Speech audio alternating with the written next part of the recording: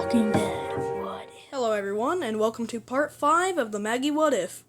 I apologize for my recent absence, but a lot of things got in the way that stopped me from making this video. If you want to hear more about that, I will discuss it more at the end of the video, but without further ado, let's get into part 5. So, without Carl alive to have the dream at the beginning of Season 8, we would instead open the season on Rick, Ezekiel, and Glenn's speech to their respective communities. When Rick begins his speech, everybody would be taken a little aback by how aggressive and angry he is, but would understand it after seeing what happened to Carl in Alexandria. At the end of his speech, Rick would shout that they must kill all of the saviors before firing his revolver into the air as kind of a way to get all of the others on the same page as he is. Glenn would be with Rick on this and would completely agree with him, but Ezekiel, on the other hand, would be concerned for Rick's well-being and wouldn't really agree with what he's saying at all. Ezekiel only wants Negan dead, not everyone.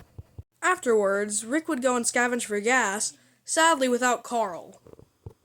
And when Rick would come across Sadiq, instead of firing a warning shot, he would instead shoot directly at Sadiq due to his thirst for savior blood and not wanting to take any risks. The bullet would hit Sadiq in the chest, and Sadiq would lay there and bleed out as Rick leaves. The group would then arrive at the sanctuary with the armored cars. Rick would fire off a few shots to get the savior's attention. Abraham would walk out, and Rick would ask for the other saviors. Abraham would nod and go back inside to collect them. Abraham would then return with Negan, Regina, Eugene, Dwight, and himself. They would of course have the same conversation they have in canon, but when Gregory shows up, Glenn would become furious and he would start firing way before Rick does. This would set everybody else off and the firefight would begin. While everybody else is firing at the other side, Abraham would be purposefully missing his shots as to not hit any of his friends. When the walkers arrive, everybody would escape except for Negan, Gabriel, and Glenn. Gabriel because he was abandoned by Gregory, Negan because he got attacked by the walkers, and Glenn because he was hunting for Negan, refusing to leave. Gabriel is able to escape into a truck before the walkers get to him, and he's able to leave and go back to Alexandria. But Glenn and Negan end up getting stuck in the trailer. While in there, Negan would try to explain that he's not the one who killed Carl, but Glenn would tell him to shut up, that he doesn't care about Carl, he cares about his wife. Negan would have nothing to say to this, as he knows deep down that Glenn is in the right, and that Negan should not have killed Maggie. But Negan, being himself, has a sarcastic comeback. Glenn gets extremely angry and would punch him in the face, but Negan would explain that he is the one with the weapon, and that Glenn had dropped his outside. Despite Maggie's death making Glenn vengeful and full of rage and just absolutely bloodthirsty, he's not stupid and he knows when to back down from a fight. He tells Negan that they can escape by covering themselves in guts, but swears that the minute he gets his hands on some weapons, he will kill Negan, and he will make it as painful as he can. Glenn would follow Negan to the sanctuary, because Glenn plans on killing off as many saviors as he can, right under Negan's nose. The sanctuary is already in chaos, and when Negan arrives and comes down with an infection, it gets even worse. With their leader hospitalized, and everybody being surrounded by walkers, Glenn adds to the chaos, taking advantage of it by killing off as many saviors as he can catch off guard. Now, outside of Sanctuary, the groups would still be splitting up to take out different outposts. Gabriel, although, would stay behind in Alexandria to defend it with Olivia and the other Alexandrians.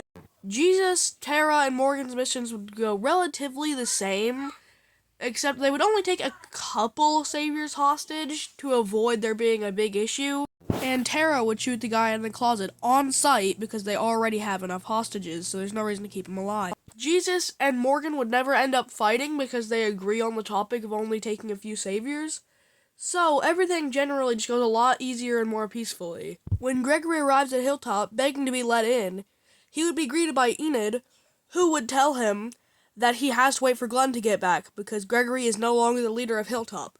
Glenn is. Morgan, Jesus, Tara, and the hostages would then arrive, seeing Gregory banging on the gates begging to be let in. When they enter, Gregory would try to sneak his way in past them, but Morgan would hit him on the head with his stick, and Gregory would run back outside of the walls. When Rick enters the Savior Outpost, he would be held at gunpoint by Morales. Once Rick explains what happened to Maggie, Sasha, Spencer, Carl, and possibly even Glenn since he's missing, it's just about enough to convince Morales to surrender. He drops his gun and kicks it to Rick. Daryl would then threaten Morales, but Rick would convince him to back down. He would tell Daryl that they can spare him because he might be useful, but when Morales asks for a weapon, Rick would refuse and zip tie his hands to avoid him pulling any tricks. Morales tells them where the guns are because this is before they are shipped to the other Savior Outpost, so they never end up discovering Gracie, which means her and her father survive. And, since they get the guns before they're shipped to the outpost, the Kingdom would end up winning the fight with the outpost, and that would be another Savior Outpost crossed off the list, because the Kingdom would take way less casualties. But, during the fight, Jerry would be shot in the leg, which would put them at a major disadvantage, and would leave them open to attacks. Just as they think they're safe, they would be ambushed by the crazy guy and a bunch of walkers that had been chasing him. Ezekiel, Carol, and Shiva would try to fight back, but the Kingdom would suffer a few casualties at the hands of the walkers. Once the crazy guy is dealt with, they would run from the walkers and would eventually make it back into Kingdom, despite being injured, worn out, and missing quite a few soldiers. Elsewhere, while taking out many saviors at Sanctuary, Eric would sadly still be shot and killed, just as in canon. Speaking of Sanctuary, Dwight would track Glenn down, but as soon as he finds him, Glenn would hit him with a right hook and attempt to fight him. But Dwight would calm him down and explain that he's the one that gave the workers the guns, and that he wants Glenn's help to take down Negan. Glenn would not trust him at all, but shockingly, Abraham would show up and actually vouch for Dwight, telling Glenn that he's been around him long enough to know that Dwight has good intention. Glenn would still be very suspicious of Dwight, but Glenn trusts Abraham enough to listen to him on this, for now. With Negan slowly recovering, the trio know that if they're going to take down Negan, it's gotta be now. Dwight would shoot down Eugene's plane before Abraham would take Eugene hostage. They would take Eugene down to the ground floor, and Dwight and Abraham would attempt to convince Eugene to join their side again, while Glenn would rally up workers and get them prepared for a rebellion. And, just as things are starting to go well for them, all of a sudden a truck would crash through the building, and walkers would begin to flood in. Dwight and Abraham would try to get all the workers to safety, while Glenn would be left in charge of Eugene. Glenn would grab a hold of Eugene and would rush him up the stairs so that they both could get to safety. Of course, this all would be the work of Daryl, Michonne, and Tara attempting to end the war once and for all. Meanwhile, Rick and Morales would show up at the junkyard. Rick would tell Jadis that he might as well just kill her right now for what she did, but that he's going to keep her alive because she might be useful. But he says that if she does not comply with him, he'll kill them all. So, they make a deal, but Jadis wants to see that the Saviors are pinned down. So, they go to Sanctuary, and miraculously, it's the exact same. It's empty. The garbage people try to escape, but Morales would be extremely angry at them trying to run away, so he would fire at them, killing a couple of them. But, as Carol and Jerry save Rick, Morales is left behind because he was trying to chase down the garbage people. The Saviors would come out, they would find Morales, and they would shoot him in both of his legs and take him captive. When Aaron wants to go to Oceanside, Enid would stay at Hilltop instead of asking to go with him because she has to wait for Glenn, because she's worried about him, and she's technically in charge while he's gone. So, when Aaron goes to Alexandria to get some supplies, Olivia would actually ask to go with him.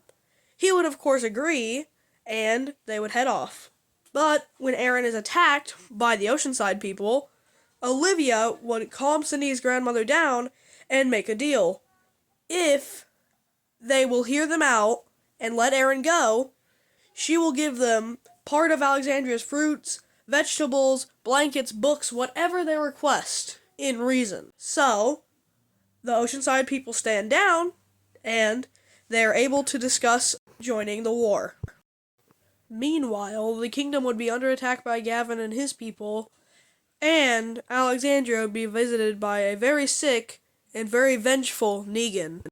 Meanwhile, Gavin would have taken over the kingdom and would announce to all of its residents that they now belong to Negan. But it wouldn't be long before Ezekiel, Carol, Henry, and Morgan show up and begin to fight back. Morgan would send Henry away and tell him that it's not safe for him, but Henry would not listen and would go off killing saviors by himself. He would nearly get himself killed, but Carol would rescue him and would send Ezekiel to take him to a safe place. Meanwhile, in Alexandria, Gabriel would finally prove himself by standing up to Negan. He would tell Negan that nobody is here and that it's only him. He says if Negan wants a fight, he's got one, but he's warned that Gabriel will kill him. Negan, of course, doesn't believe him at all and says he does not care about anything he has to say, that he's coming in one way or another. Negan asks where Rick is, and Gabriel says he doesn't know. Negan would say he's staying and waiting for the rest of the residents to arrive because he has something to show them. Gabriel would spot Morales, realizing that Negan has him on his knees with his hands tied behind his back. Gabriel would still insist that Negan should just leave as there's nobody here, but that's when other residents would show up, like Rosita, Tara, and more, to fight. Negan would say that that is perfect timing, and he would tell the story of how Morales had fought so fearlessly to try and take down the Saviors, and how he had even escaped when they first captured him, and he had tried to kill some of them, but due to his legs being shot, he never ended up getting very far. He would tell them, look at him now, and he would say that this could be them, that they will never win, and that they will end up just like Morales, on his knees, ready to die like a dog. This is when Rick would show up. Negan would say that he's just in time for the show, and before Rick can say a word, Negan would point directly at Morales and shoot him in the head. The blood would splatter onto Glenn and Abraham, who were standing next to him, and everybody would be terrified. Alexandrian residents would start to fire at Negan, and the chaos would give Daryl and the trucks enough time to escape to go take down even more saviors with Dwight. Glenn would chase the trucks to try and catch up with Daryl, and when Laura finds out what Dwight is doing and threatens to tell the saviors, Glenn would shoot her in the stomach. Negan would then begin to bomb Alexandria, and him and Rick would end up running into each other, and they would fight. Of course, Negan's already weak from being sick, so Rick would easily win, and he would beat the life out of Negan. But he would leave him alive because he wants him to suffer. He doesn't want him to die that easily. He wants this to hurt. So he leaves Negan to lie on the streets of Alexandria, half dead. And I think that's where we're going to leave off for this part.